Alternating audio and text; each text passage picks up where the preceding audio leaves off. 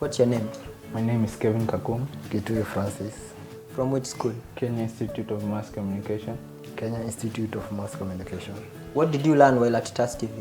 Improvement of my skills in graphics, such as motion graphics, video editing, photography, also communication skills. Camera operations, video editing, and improved my skills in graphic design. Would you recommend anyone? Yes, nilikuwa hapa TAS, skills zangu zili improve on communication with fellow co-workers and teamwork when doing certain projects. Yes, new skills in photography. Communication, I have built more in communications through interaction with other colleagues or people outside there. On a scale of 1 to 10, how would you rate your attachment at TAS TV? 7. 8. Generally, what would you say about TAS TV? Wow, it's amazing being here. I think it's the best place to be. Yeah.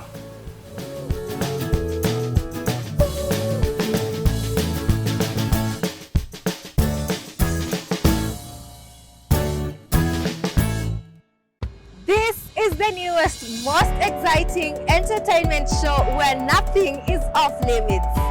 We bring you real, authentic, and raw conversations. Enjoy good vibes, fashion, and lifestyle from your favorite celebrities. Fun, trending topics, games, and educative segments. Every Tuesdays from 3 p.m. and Saturdays from 4 p.m. to 5 p.m.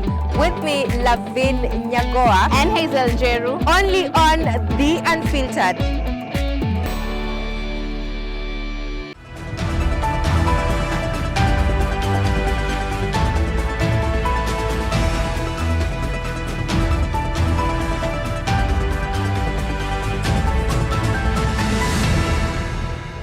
Good evening. Welcome to today's news recap. My name is Lavin Nyagowa. Let me take you through what has been happening this week.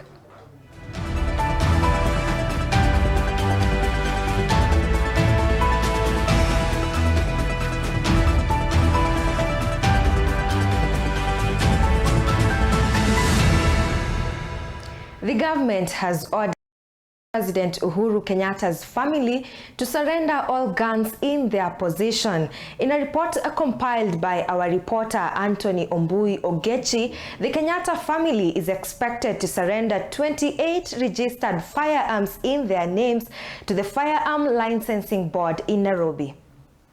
It is the incident that has led to mixed reaction. The raid of the home of the first son of the former President Uhuru Kenyatta in Karen, Nairobi. The operation of Uhuru's son took over 5 hours in his home, Karen, Nairobi. The operation was carried out by officers from Special Unit of Kenya Police that claimed the family of former President Uhuru Kenyatta owns the firearms illegally. These firearms hold to be whoever licensed it. That's not why we are here. Later, the former president arrived accompanied by his lawyers, claiming the operation that was carried out in his son's house. Uhuru stated that they followed the right procedure to own the firearms. Many people are licensed to hold weapons in this country. Yeah? Did they not follow the right procedure? Tell us, tell the world. If it's a question of illegal weapons, then tell the world, yeah, these people have illegal weapons. The Defense Cabinet Secretary Aden Duale added that Uhuru and his family must surrender the firearms. Ukilialia huko Karen, ukilia mtoto yangu, mama yangu, hiyo sisi hatujali. The law will catch up with you. Na tafadhali utafute kijana anaitwa Rashid Yakub, ndio mkubwa wa licensing board hapa Kenya. Murudishe hizo silaha. Duale also warned the former president against what he claimed to be his act of financing the protest staged by the opposition. Mkiendelea kupatia pesa za funding ya maandamano, wewe ukiweka silaha kinyume na sheria, Mr. President, nataka nikwambie wewe umestaafu, so you are not above the law. Issues that Kenyans are talking about have nothing to do with me. All right? Have you seen me in any of those events? Have you seen me talk about any of those events? Yeah? Now if you said because of my association with Raila, am I not supposed to talk to my friends? Is that a crime in Kenya today? The incident led the mixed reaction by the Kenyans. Yenyewe sio haki kama mtu ambaye alikuwa rais kunyang'anywa walinzi. Tena hata sio haki hata kama kunyang'anya mama mzee kama mama ngina walinzi, na pia tena kuingilia watoto ambaye wa mtu ambaye alikuwa rais, sio haki. Serikali iko na haki ya kulinda kila Mkenya, awe ni mwanasiasa, awe ni former president ama awe ni raia.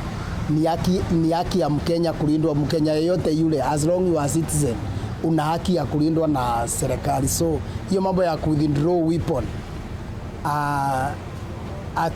sioni ikiwa jambo mzuri sana, juu inaweza leta wasiwasi katika serikali, katika nchi ya Kenya. Juu ni vizuri hao watu kulindwa, juu kama kitu mbaya inaweza enda happen kwa hao watu, inaweza endelea kuleta mashida zaidi katika nchi. So ni vizuri serikali chukue hiyo nafasi, wafanye kazi yao professional. Kama ni polisi, kama kuna uchunguzi unafanywa, ufanywe kwa njia professional, na polisi waache kuingizwa kwa mambo ya siasa.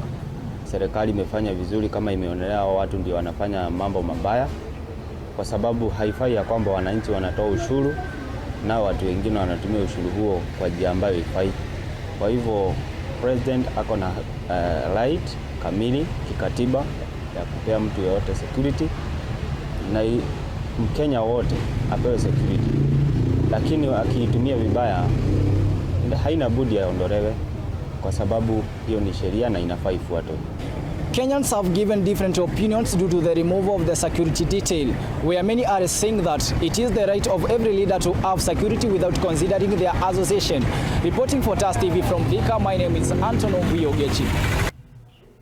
Mombasa County is set to introduce a biometric system to track absent workers in the county. Speaking in Mombasa, Governor Abdul Swamad Nasir stated that every county employee has a duty to deliver services to county residents, and that if they fail to do so, they will be held accountable.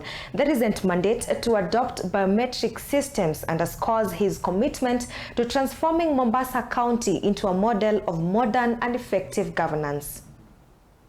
I'm actually going to convert. It is high time. When someone wants a service from a county employee, they see that person there.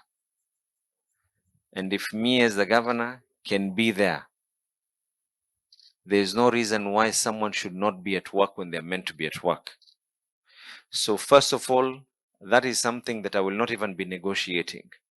I'm going to come up with biometric systems where you clock in based on your face. And this I will not even negotiate on. This will not apply just to you. This will apply to every employee in this county. The people of Mombasa will get the services. Apo, we're not going to buttress and look at things in any other way.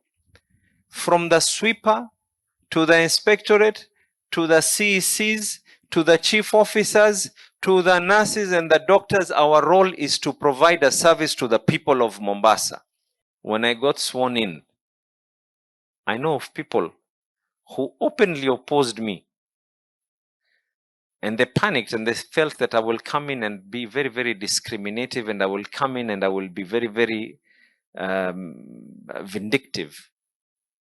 And I gave them an offer, and I told them, you either now work on my principles or you don't work on my principles.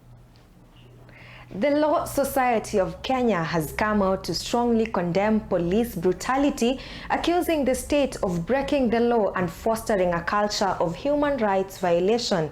In an interview conducted by our reporter Josephine Nganga, the citizens also condemned the use of excessive force by the police, encouraging them to respect the rights of every Kenyan.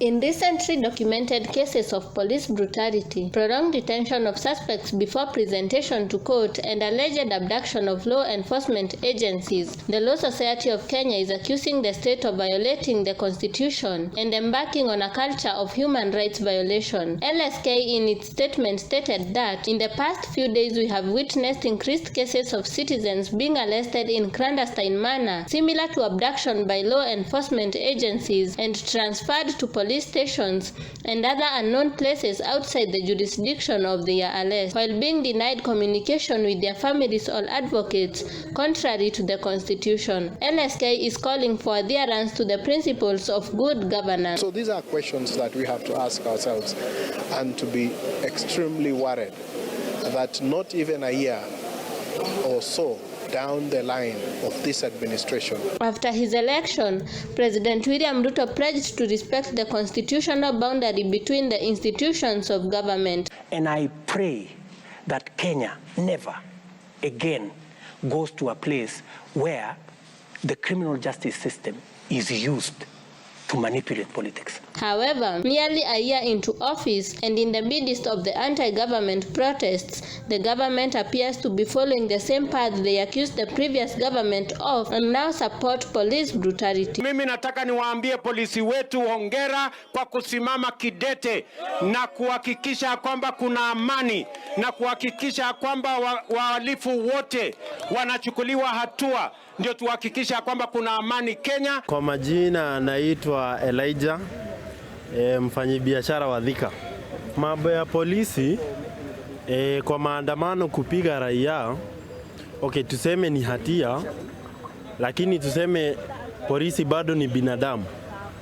Huwezi mgoga na mawe alafu expect sasa asikugoge. Sasa kwanza kama polisi wako na right zao, kwanza kama kuna venye raia wanaweza respect right za polisi, kama kuko nazo, kwanza raia wa respect hizo, ndio polisi nao wa respect right zao. As police brutality have continued to be witnessed in various parts of the country, the Law Society of Kenya have continued to condemn these actions. Reporting for TAS TV from Thika, I am Josephine Ngang.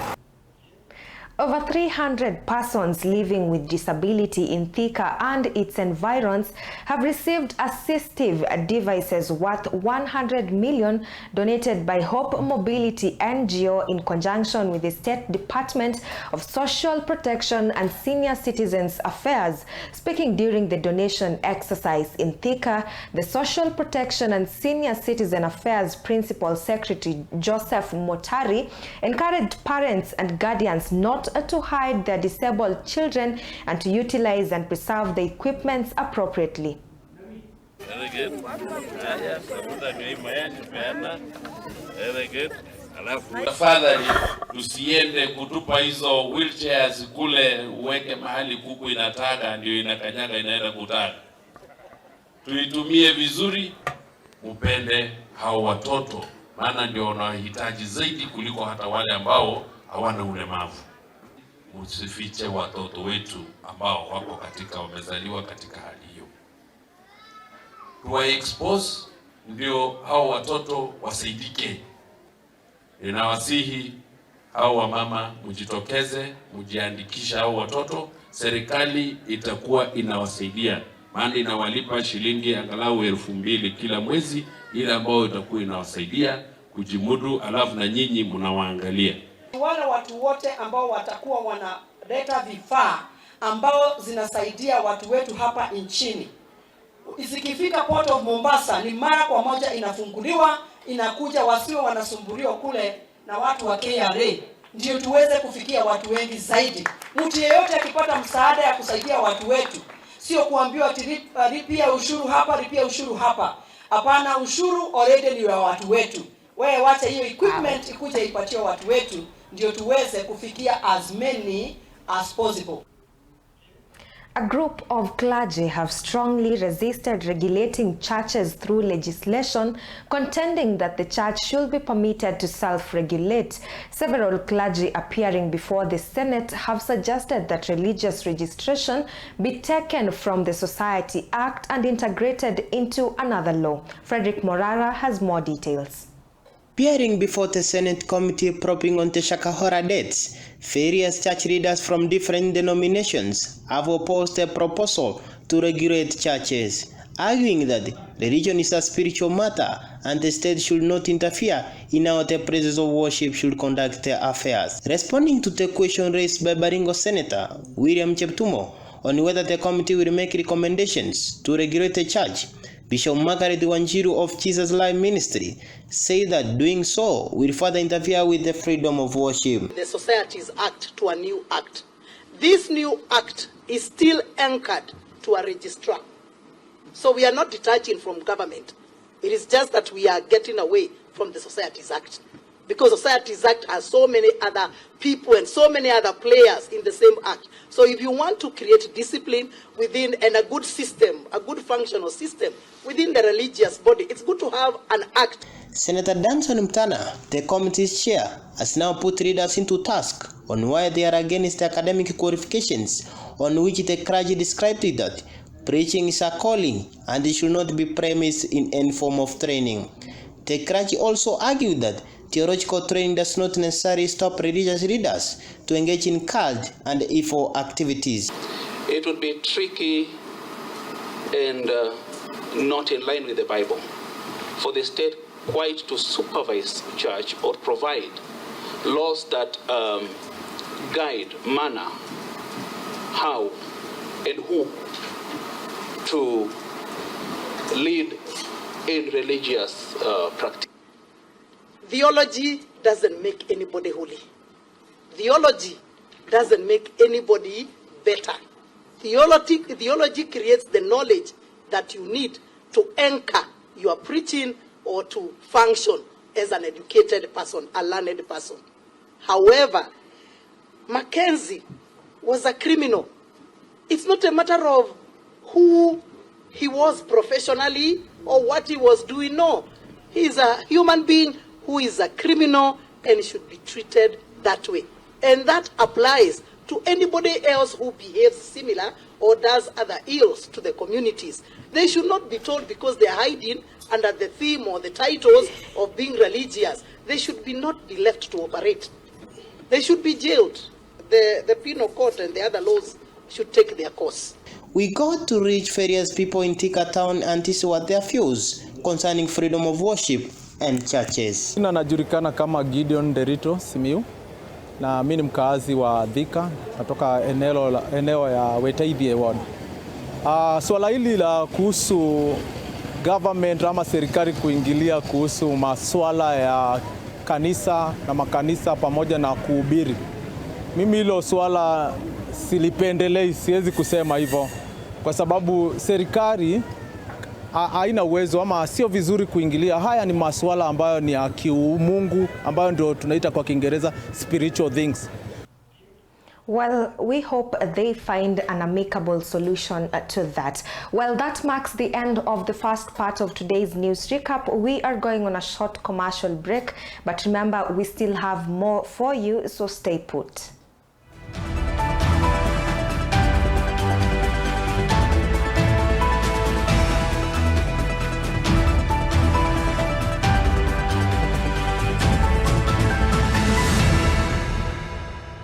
Katika kipindi tunakuletea wasanii. What's up my guys? I go by the name Rainams.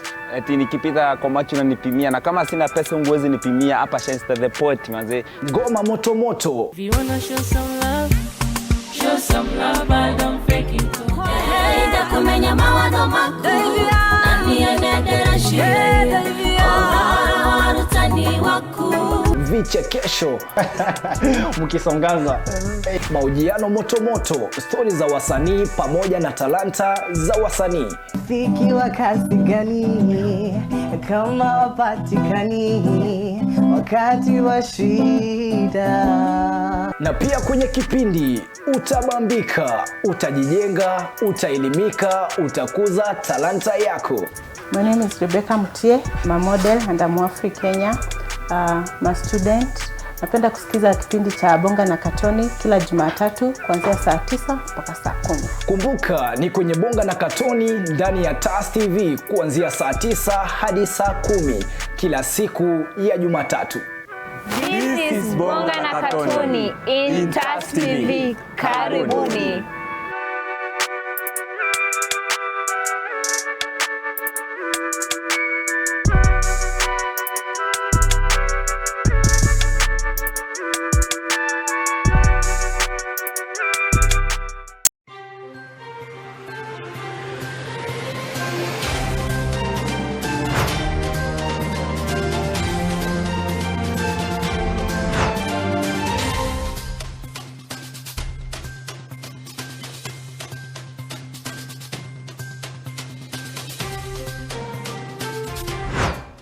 Get informed on what is happening in our political scenes and people who are making headlines in different parts of the country and the world right here at TAS TV.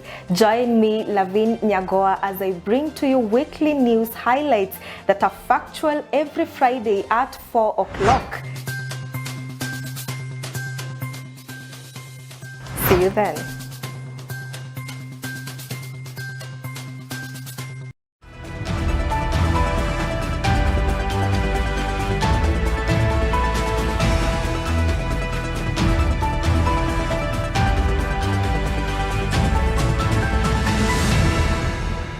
Welcome back. This is TAS TV News Recap. And now, Kenya Medical Research Institute, KEMRI, has launched its first stem cell regenerative lab in the country. The lab construction started in 2020 with the help of the National Research Fund, which contributed 77.2 million Kenya shillings to the establishment of the project. The lab is said to be a game changer in the research of coming up with treatment, particularly when tackling non-communicable diseases like cancer and diabetes, cardiovascular conditions, road accident injuries, burns, oral diseases, and eye and dental diseases. Our area is R&D, research and development. And the various research we have done over the last 40 years, we are moving to products. And these products are what the country needs. These products are what the region needs. These products are what the continent needs. This center was very, very pivotal when COVID came in and the sequencing processes were being done at this specific center. So my call is we need to invest in research, and we've seen products. KEMRI has really been, in terms of outputs, research-wise, has done marvelous. Product discovery, doing the basic science of identifying the cell and what it can do from bench to bed can take up to even 10 years. This is the reality check. And the reason for this is human safety. You take the product, you assess it if it has the ingredient to manage that intervention you want, then you take it through human trials. Is it safe? Is it safe for pregnant women? Is it safe for children? You do that, what we call phase 1 trials. The Kenya Revenue Authority has refused to take any responsibility for the illegal release of prohibited sugar in the market from a warehouse in Thika. In a report compiled to the National Assembly's committee looking into the sugar scandal, the taxing authority claims that its role in the fraud was confined to determining the tax due, collecting it, and overseeing the flow of sugar from the port to the warehouse. The denial follows the Kenya Bureau of Standards identification of KRA as the final organization to interact with the sugar before its enigmatic release. Rachel Kamau with more details. The Kenya Revenue Authority has refused to bear any responsibility for the release of the condemned sugar into the market from a warehouse in Thika. The Bureau of Standards was part of the multi-agency team, fully executed its mandate. KRA says that its responsibility in the saga was limited to assessing the tax owed, collecting it, and monitoring the movements of the sugar from the port to the warehouse. The denial comes after the Kenya Bureau of Standards placed KRA as the last agency that was in contact with the sugar before its mysterious release. 20,000 bags of sugar, which weighed 50 kilograms each, was imported from Zimbabwe through Mozambique by the Miracle and Sirako investment. The contaminated sugar was to be taken to the warehouse for its conversion into industrial sugar, where it mysteriously disappeared. The KRA report stated that the agency was responsible for electronically tracking the sugar movement from Mombasa to Thika for its conversion to industrial sugar. The report further said that KRA received 4.3 million shillings as tax on the sugar from the Vine Park company. Mimi naitwa Genox Mwangi, ni mkazi wa eneo la Mukireti, Thika Town. Maoni yangu nilikuwa naonelea kwamba sukari hii inaweza kuwa ilidhuru watu wengi ambao kwa idadi hatuwezi sema, hatuwezi kuwa tunajua watu ambao walikuwa wamekuwa affected na utumizi wa sukari hii. Na kwa kulaumu, siotaka kulaumu serikali sana, ila wanafaa kutilia juhudi kwa vitu vyote ambavyo vinaingia katika nchi hii na kuhakikisha wananchi wapo salama. Kitengo cha ambacho kinahusika na ukaguzi wa bidhaa zinazoingia katika nchi wawe makini sana na ku-ensure that kila mtu katika nchi hii anatumia bidhaa ambayo ni sahihi na isiyokuwa na sumu kama tulivyoona. Nasikia sukari imepotea hiyo. Mimi naona ni laxity ya serikali kwa sababu serikali wanajua vile hii mambo inaenda. Juu kama imetoka over down Mombasa ikafika mpaka huko, so kumaanisha imepita checkpoints kadhaa. Na kitu kama hiyo vya serikali wanajua, so watuambie tu ukweli iko wapi. Hali ifuate ifanye nini? Ifuatilie wenye hiyo sukari kama hatujakunywa ama kama iko kwa soko itafute itolewe. As the Kenya Bureau of Standards and Kenya Revenue Authority continue with the blame game as to who is responsible for the release of contaminated sugar in the market, Kenyans have maintained that the responsible agency should be held accountable. Reporting for TAS TV in Thika, my name is Rachel Kamau. Society has expressed its concerns over the rising cardiac mortality rate in the country. Speaking during the 40th Annual Scientific Congress, the experts said cardiovascular care is expensive and there is a need to reduce the costs involved by doing more research on better ways to treat and encourage governments to concentrate on prevention. We are targeting a lot on preventive care. Data shows that there is an exponential increase in cardiovascular diseases in the country, both in terms of morbidity, this is a disease burden, and also mortality. Deaths from cardiovascular diseases have continued to increase. And a lot of these diseases can actually be prevented by certain lifestyle measures that we can implement at minimal cost in the communities. So prevention is really the key message. And the theme for our conference this year is a heart team, where we want to encourage various players in the cardiovascular field to come together, to put their efforts together and be able to reduce the burden of cardiovascular diseases. One of the challenges we continue facing as cardiovascular health workers is not having enough resources in terms of human and other resources, equipment and so on. So we discuss how to optimize the use of the scarce resources that we have, but we also have an opportunity to interact with the authorities, be they national or county governments, to see how they can appropriately channel the scarce resources available for cardiovascular care to have optimal output and good outcome in the patients that we treat. Human capital for cardiovascular health is a big issue. We require, currently we have approximately 100 cardiologists in the entire country of about 50 million Kenyans. And out of those, perhaps maybe 15 or 20% are women. So we have a gender issue there because the training is rigorous, the duration of training is long. It takes about 10 years to train, or maybe 13 years to train a cardiologist, because you have 6 years of medical school, a year of internship, 3 years of residency, and then 3 years of fellowship. So it's a long, rigorous process. So there requires some significant input in terms of enablement or enabling in the training environment and opportunities to favor a gender balance in that particular field of work. We also require, in terms of human resource, supportive staff. So we require nurses trained in cardiac interventions, we require clinical officers, people trained in cardiac imaging. So for every single cardiologist that you have, you probably need another 5 to 10 paramedical personnel to enable that wholesome delivery of that healthcare. So the risk factors for cardiovascular diseases are with us because they are mainly related to our lifestyles, our changing lifestyles. We are becoming more sedentary, we don't walk as much, we don't exercise as much, we're using vehicular transport, we're using a lot of motorbikes where we would ordinarily have walked, which is reducing physical exercise for most of us.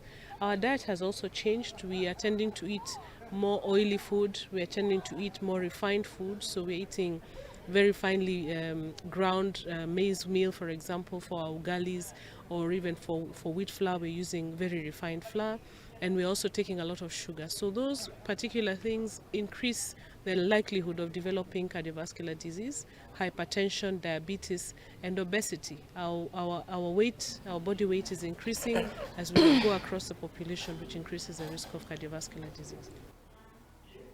Let's now cross over to the world of sports. Let's get our weekly news sports updates from Christine. Kenya Rugby has to go back to basics and expose the talents from a young age rugby to make a mark on international scene. Kenya Rugby under 20 teen side coach Katias Olango says that talent is there, but it has to be developed to achieve the desired results. The state of things at the moment, then we take what you can get. Got a good camp in Kasarani, and it made us play the way we played.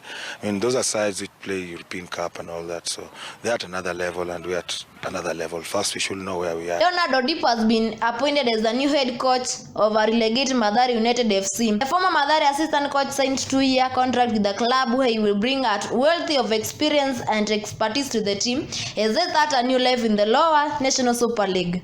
The decision to appoint Odipo comes after Mathare United's poor season.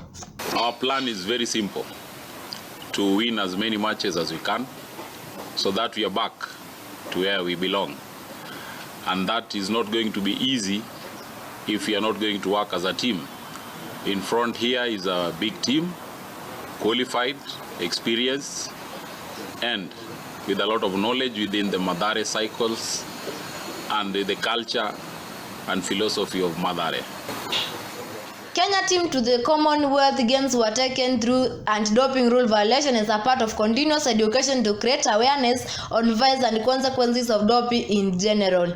As part of ongoing commitment to promote a clean and fair competition in the sport, the Kenya Anti-Doping Agency ADAC conducted comprehensive educational section for at least currents in the camp preparing Commonwealth Games. These athletes will be subjected to testing, and we wanted them to understand the protocols and processes involved in testing, because they'll be tested both here at home before they travel, and of course during the competitions they'll be expected to be tested.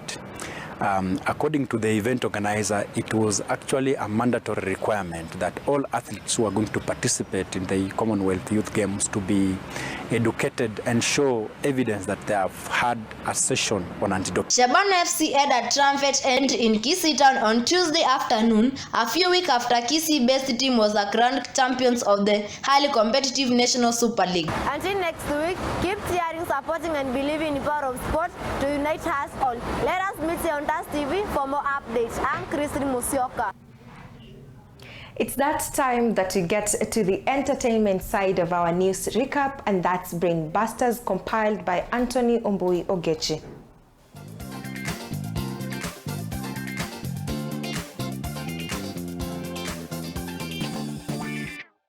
Yes, mambo vipi na karibuni kwenye Brain Busters, na leo niko barabara ya Uhuru Highway nikiuliza maswala tatanishi.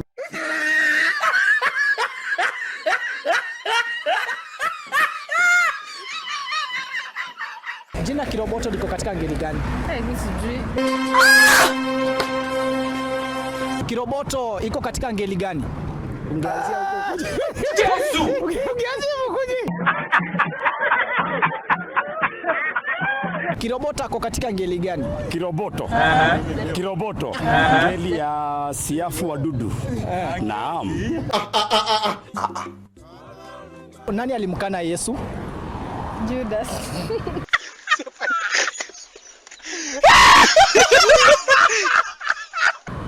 Na ni nani alimsaliti Yesu? Ai, si ni Judas ama nani?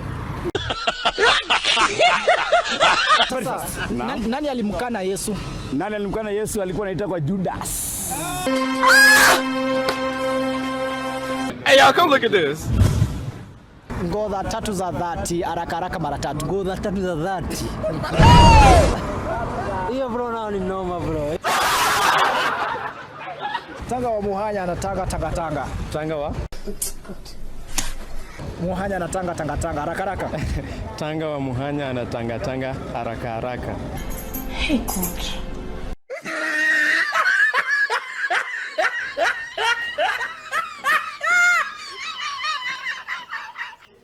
Well, Brainbusters marks the end of today's news recap. Thank you so much for joining us. Remember to follow TAS TV across all social media platforms. My name is Lavin Nyagowa. Let's meet same time, same place next week. God bless you.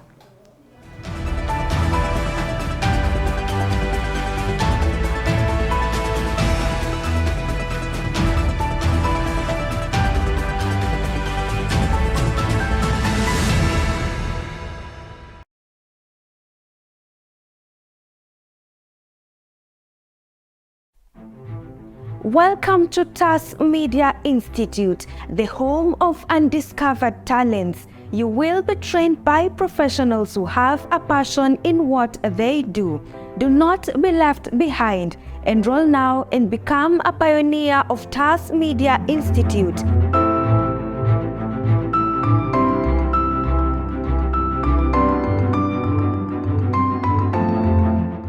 We are located at Neema Plaza, 2nd floor along Kenyatta Highway in Thika Town.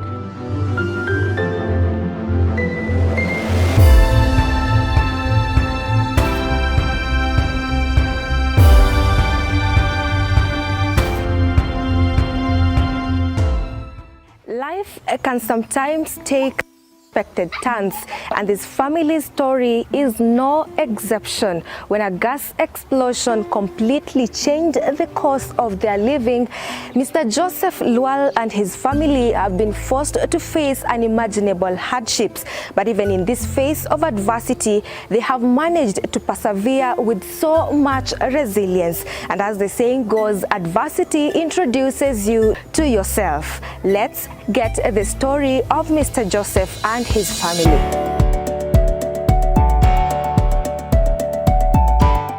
So welcome to the first episode of Brainbusters. My name is Mwangi Dominic. Leo tuko barabara ya MKU, tunauliza maswali tatanishi.